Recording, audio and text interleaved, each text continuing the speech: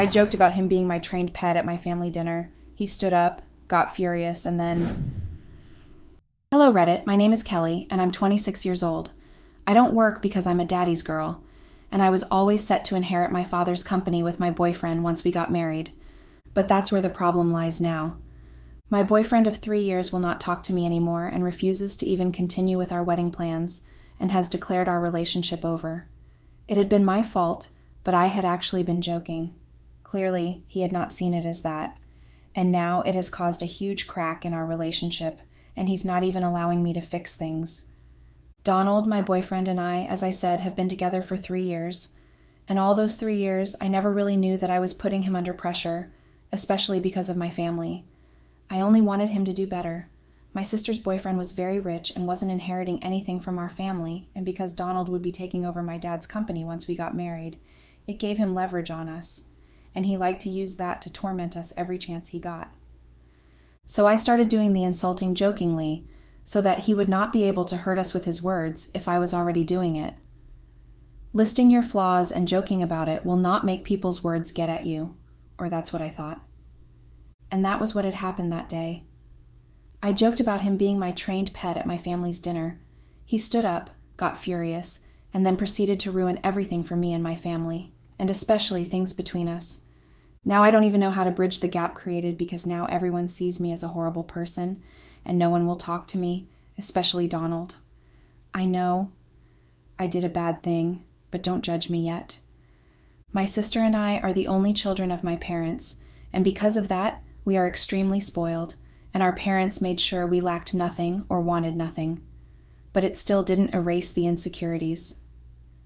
As a child, I had a lot of health issues, so I was always at the hospital twice a month, even until now. I had some heart issue complications, so I was always a weak child. My parents treated me more specially, even though I was the eldest, but it made me feel incapable of taking care of myself. I wasn't allowed to have as much fun as my baby sister was. I didn't get to go for sleepovers or fun hangouts with friends because my heart was too weak. It made me hate my situation and also envy my sister because she got to do lots of things that I didn't get any chance to do, so I wouldn't relapse. I was homeschooled for my high school, so I didn't get many friends except online friends and my sister, who we don't exactly relate too much because she was mostly always out with her friends. When my parents wanted to insist I was homeschooled again for a degree, I refused totally. I wanted to have fun and feel like a normal human, not some weak pet to be treated like I was. I refused to apply for an online degree and instead applied to a school, and I was admitted into the school before I told my parents anything about it. When I eventually told my parents about it, they were furious and refused to let me go, but I threw a tantrum, and I took an overdose of my medication just to drive home the point I was trying to make.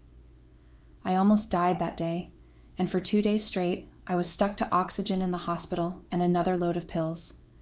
My parents, after a series of tests and medical passes from my doctor, had reluctantly allowed me to go to the university, but under the conditions that I adhere strictly to any instructions I was given, and I was to go home every month for a medical checkup. I was so happy I got my freedom, and I thought getting into school was easy because I would easily make friends, but it had been a different case entirely. I couldn't relate much with people because I have never had to, except for doctors who mostly ask questions and give loads of instructions to follow. So it was hard making friends. The only friend I had been able to make was Dora. Dora had been my dorm mate, and she was not a fresher like I was. Dora had many friends who usually came over to our room and did lots of stuff together, most of which I couldn't do because they would contradict my drugs and lead to a relapse in my heart. Her friends were loud, and they drank a lot and smoked a lot too. I couldn't do most of what they did, and so it was hard making friends with them as they teased me.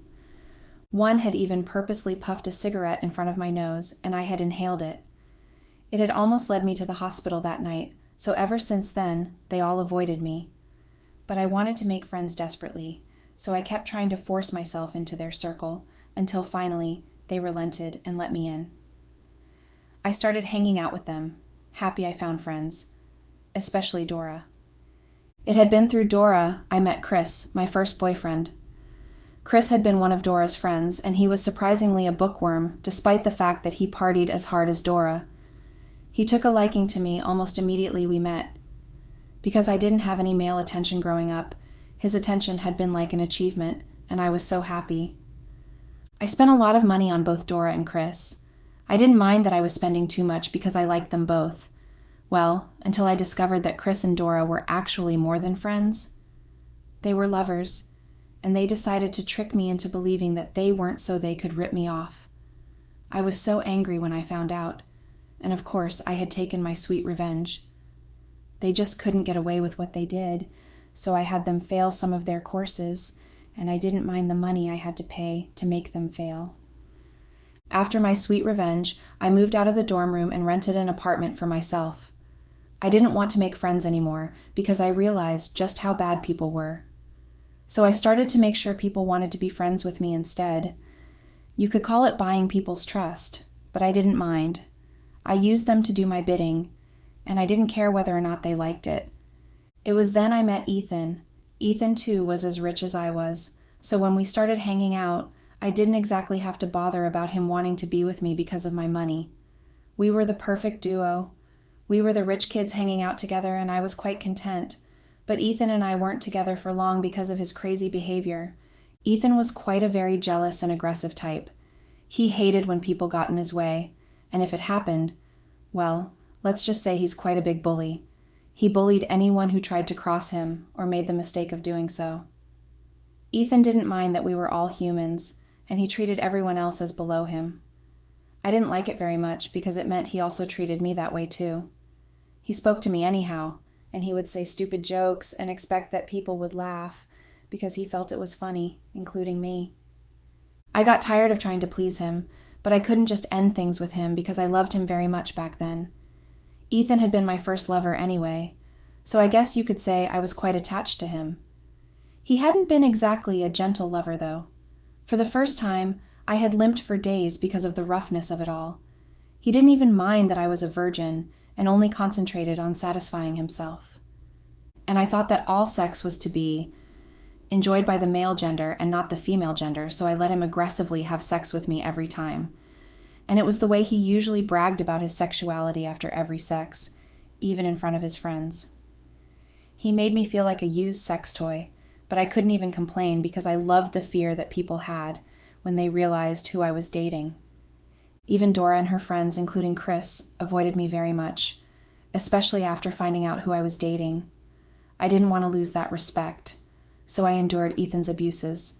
Eventually, I got pregnant for Ethan, and when Ethan had found out about the baby, he had been so angry and blamed me for getting pregnant.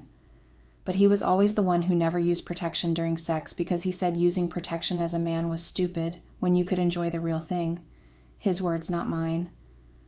That week, my pills had finished, and I had told him that, but Ethan had just dismissed me and asked me to get another.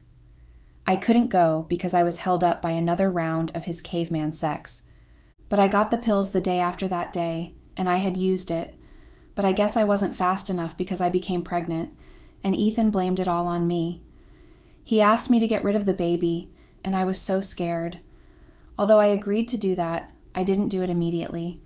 I didn't want to, of course, be a mama yet, but I was just scared because I didn't want to die.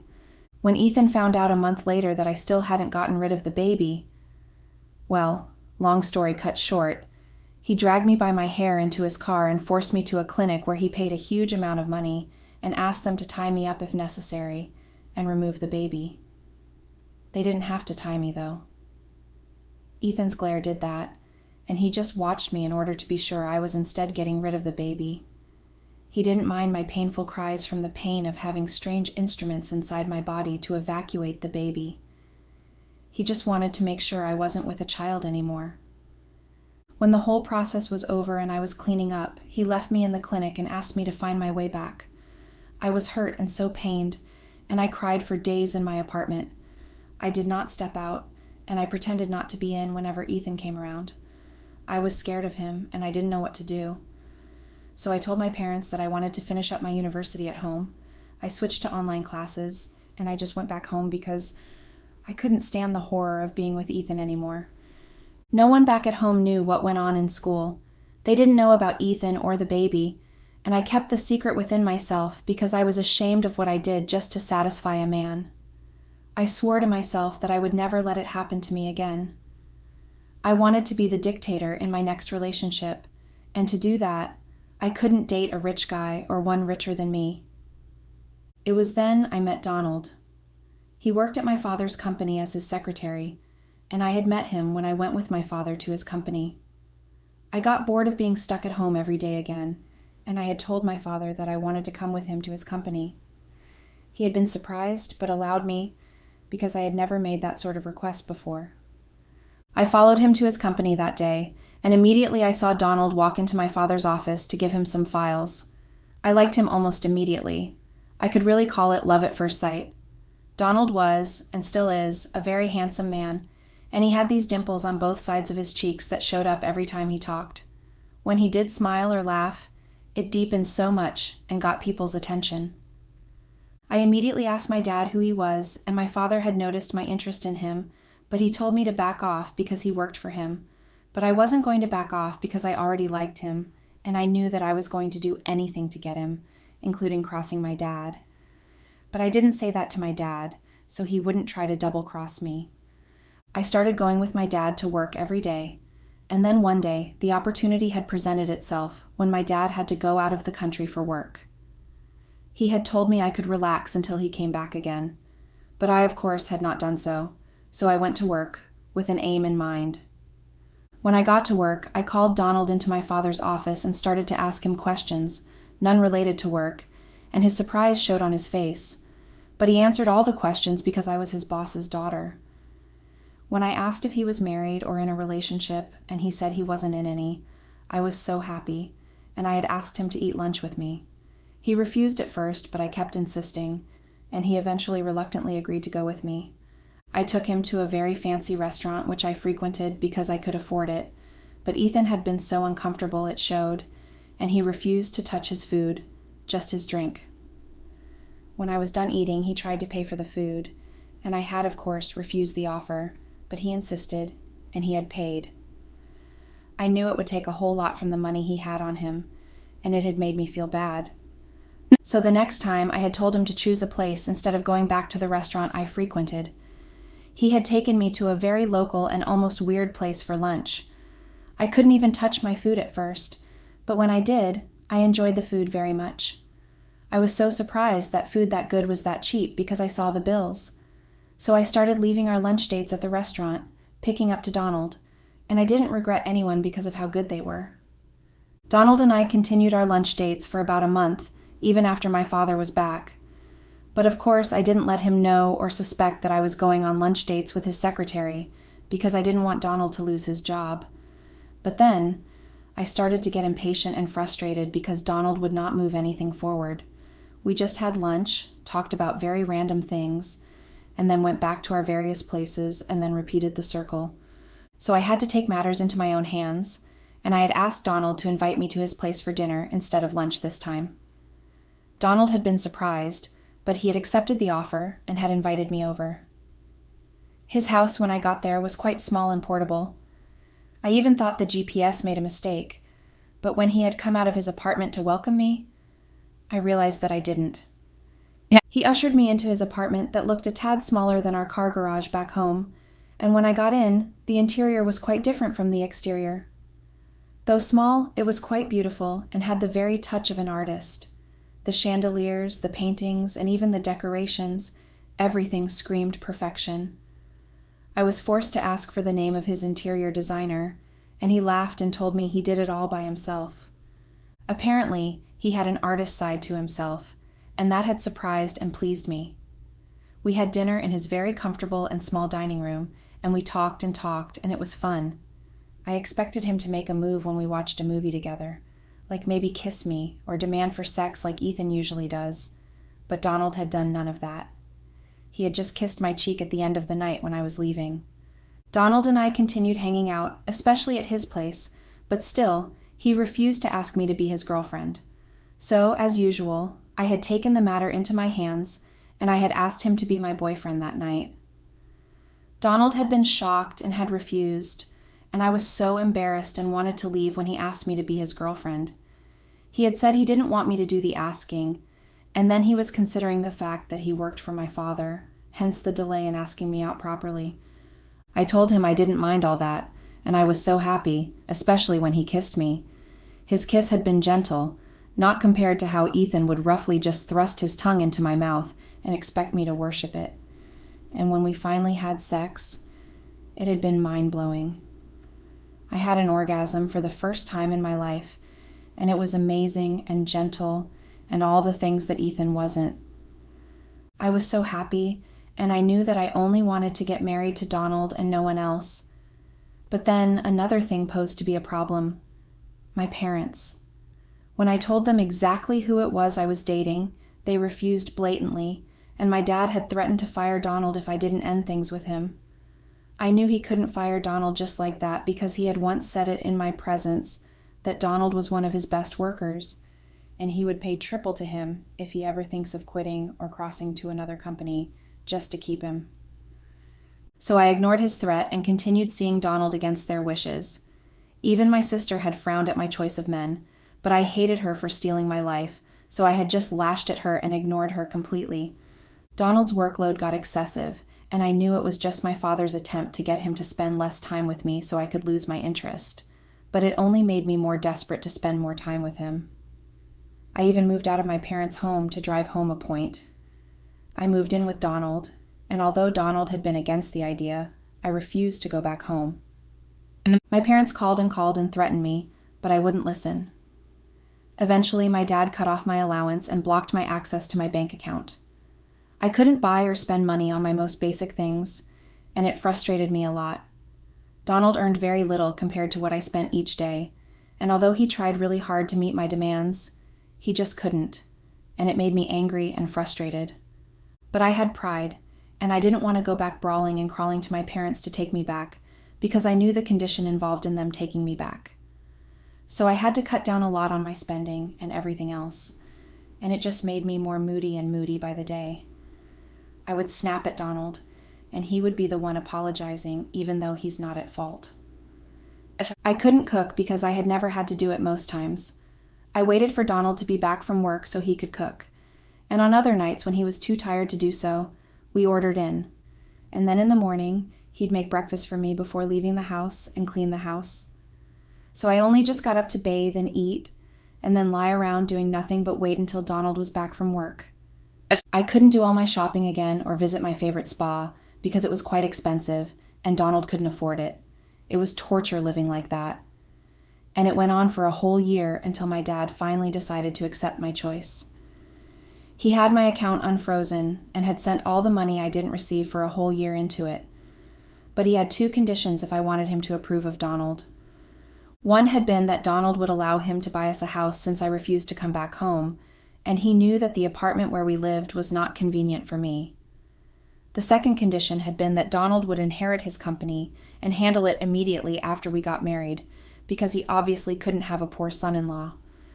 I had been so happy, and when I told Donald about it expecting him to jump for joy, he had just looked at me angrily and had told me to tell my father that his answer was a no. I was so shocked, and then later angry, because I felt he was letting his pride get in the way of good things. Eventually, after about a month, Donald finally agreed to my dad's condition, thanks to me.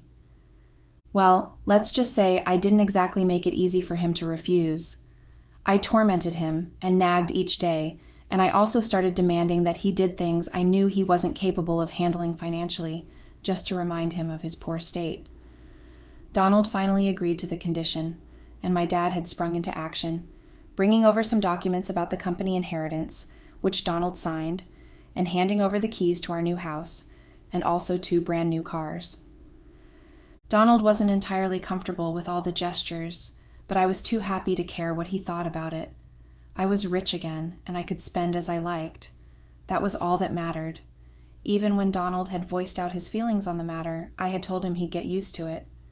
Dad promoted Donald at work to be a CEO so he could understand the handling of the business, and he placed him on a very high salary. Donald is a very bright man, so he was able to grasp the handling within months, and by then, the company was starting to top other companies. My dad was proud of him, and so was I. I had everything I ever wanted, and it made me glad. Well, that was until I bumped into someone who I knew from my past. Guess who? It was Ethan. And the craziness of it all was that he was with my sister.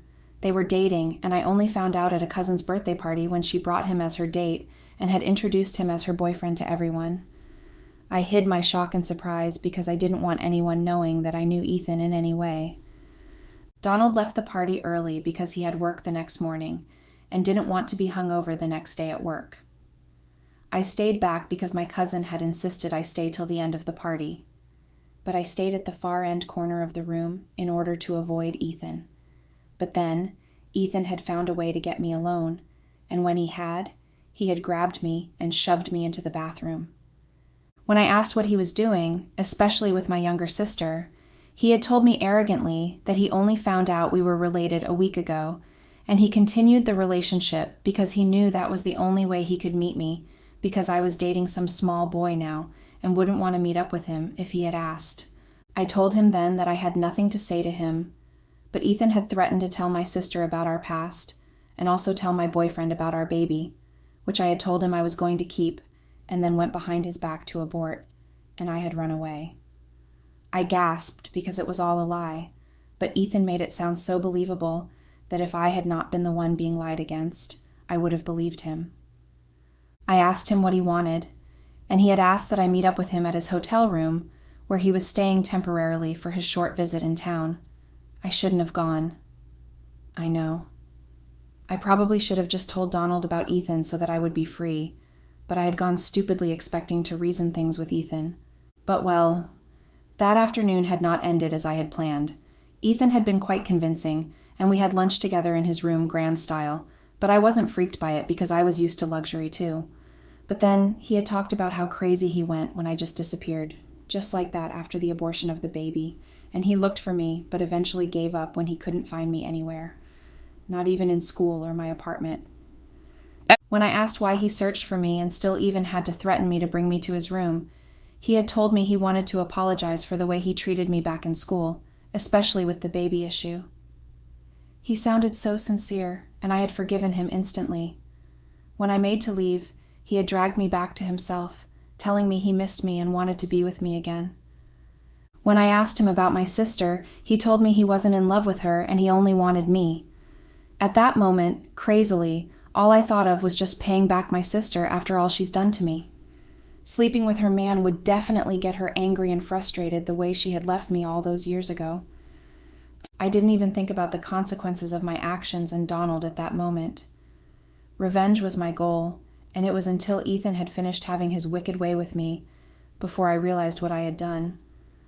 I felt guilty, and I had just left his room without another word to him. I felt once again like a used sex toy, and I promised myself never to try it again. Well, not until I had met my sister on the way to my parents' house the next day, because my mom had asked to see me, and she had smiled arrogantly and bragged about her rich boyfriend. It made me angry, and all thoughts of never sleeping with Ethan again flew. So I did, again and again and again until I lost count. And seeing my sister suspect that Ethan was cheating was satisfying enough to want to do it over again. But everything had blown up in my face that particular day. Nah. My dad's birthday was coming up, and he wanted to just have dinner with his wife and his girls with their partners. So we had booked a whole restaurant for that night and their chef to attend to us. A few days before that day, Donald started to ask me about my suspicious movements, and whenever he asked, I would get angry and snap at him for trying to behave like an overprotective boyfriend or a caveman. Donald eventually stopped asking, and he almost stopped speaking to me either. I thought it was because I called him a caveman, but I didn't want to apologize, so we started just ignoring each other in the house. Until the day of the party. When we got to the restaurant for my father's birthday party, we had been the first to arrive, and then my parents before my arrogant sister and her boyfriend Ethan, and they did not even apologize for coming late. It pained me when my father had smiled at them, like they were the only two in the room, and started chatting with them like we didn't exist. Donald did not even try to involve himself in the conversation, and he just silently helped everyone place an order for starters. I was just angry, staring at Ethan and my sister, who couldn't remove her hand from her boyfriend's chest and hand. And then there was the fact that Ethan kept talking about his business, which was soaring. And then my sister had decided to quip her own talk into the whole conversation by throwing a low gig at Donald. I laughed and joined in the conversation and started to talk about how fast Donald was growing Dad's company. And I had jokingly told them that he was my trained pet, the way he was growing so fast into the business world. But the table had gone silent, and Donald just stood up and furiously shouted at me in front of everyone. And then he had to leave, and I had asked why he was leaving in the middle of dinner, which was rude, and he had just said something that ruined everything. He had said in front of everyone that I should perhaps join my sister in rubbing Ethan's chest, since I was already sleeping with him. I was so shocked, and so was everyone, and I tried to lie and deny the accusation, but Donald had dropped some pictures on the table, and the pictures had been of me kissing Ethan right outside his hotel room, and him grabbing my bottom fondly. I couldn't deny that, and Donald had left after telling me it was all over. My family has refused to speak to me since then, but I don't even care about that. All that matters right now to me is the fact that Donald doesn't want anything to do with me. I really cannot lose him, guys. I love him, and I really regret everything I've done. Please, guys, is there anything I can do to win back his affection? Update. Hello, Reddit. Honestly, I never imagined things would turn out this way. Maybe I did, but I just was too stupid to care. I've ruined my own life with my hands, and now I have no idea how to build it up again. Because now, everyone's done with me. Everyone's moving forward, and I'm just here, stuck in time and watching everyone else move forward. I've been officially ousted by my family.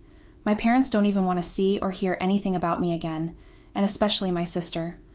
According to her, I've always wanted to ruin her chances at happiness, and this time I succeeded, and she wants nothing at all to do with me ever again. My dad, not so shockingly, wants to retain Donald as the CEO of his company because he was clearly doing a great job at it. So, yes, Donald is more part of the family than I, his daughter. But really all that doesn't even matter to me because the only thing that hurts the most amongst everything I've lost is the loss of Donald. Coming here on this app to express and explain myself, considering the fact that I would be insulted and abused for the horrible things I did, I just somehow conceived hope that somehow someone somewhere would see how regretful of my actions I am and would help me in some way to make Donald forgive me. But I've never been so wrong about anything else in my life, because all I got were insults and backlashing comments and some words that just sweep the breath off my lungs because of how demeaning they are. But I cannot even blame you all now, can I? I was the stupid one. Stupid enough to think I could keep Donald after the stupid thing I did getting involved with Ethan again. Like he didn't ruin my life the first time, I still stupidly gave him a second chance to do so. And I feel so horrible. I'm a terrible person, and I hurt Donald. I've destroyed the only good thing I had going for myself, and I cannot bring it back. I was stupid to think that my actions were forgivable, because they are not. I should pay for the rest of my life for the things I did to hurt Donald. Beating myself up mentally seems like my normal everyday life now. It's mostly awful living like this.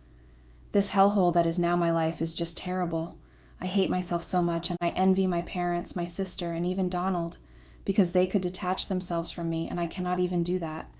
I cannot detach myself from myself, so I'm stuck with this pain and all these questions of what-ifs that will never have any response. My life is every bit of the horror movies on display now. Dark, spooky, and dead. I should never have done what I did. I should have been wise and not thought of revenge. Even the revenge was not worth it. Nobody told me to be a sickly child, and my sister was never responsible for how I felt about everything. But now I've ruined even our already awkward relationship forever. I have no chances of making amends again. The worst part is I've lost Donald forever because of my update. Hello, Reddit. It's me again, and yes, I'm here again. Not to bore you again with my sob story or to make you feel sorry for me. This is my very last post here. It's really been 3 months. It's getting more real as time passes. The seconds turning into minutes, then the minutes turning into hours, and the hours turning into days, and then into weeks and into months. Everything has been agony through and through. Each passing day reminds me of everything I could have had but lost because of my carelessness and stupidity. I cannot even bring myself to ask for Donald's forgiveness anymore because I know how unworthy I am of it. The first few weeks after the incident, I had stalked him with phone calls that were unanswered and unreturned, and numerous texts that were left unread. I even went several times to the company if I could get an opportunity to meet him, but I was banned from going anywhere around the company, and he moved somewhere else, so I could not have stalked his apartment because I do not know where that is. But now, I cannot do all of that after realizing the extent of my careless actions. I'm not worth seeking his forgiveness because I ruined everything by myself. I am not even worthy of wishing that things had gone a different way or that I had done better, because even wishes are for people who deserve a second chance. I clearly do not. I laid my bed with nails and thorns, and now I have to lie in it exactly the way it is. Having no hope for the future because it feels so dark and promising of more pain and hurt is really horrible. Well, I sure hope you guys learned something from my miserable life, because it sure as hell feels very miserable right here.